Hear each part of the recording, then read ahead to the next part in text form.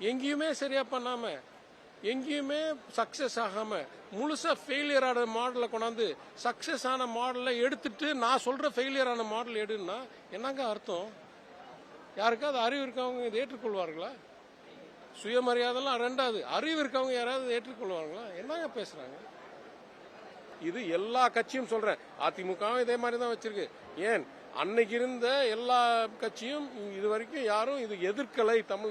தமிழ்நாடு உருவாகின ஏதாவது ஒரு கட்சி மும்மொழி கொள்கைன்னு வேணும்னு சொல்லியிருக்காங்களா? ஏதாவது ஒரு கட்சி? அப்பனா எங்களுக்கு புரியுதுங்க, எங்களுக்கு விளைவு கிடைக்குதுங்க, எங்களுக்கு பல தலைமுறை அனுபவம் இருக்குங்க. இது சிறப்பாக நடத்தி கொண்டிருக்குங்க.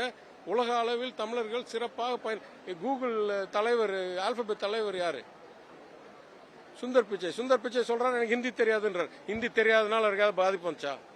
என்னங்க பேசுறீங்க?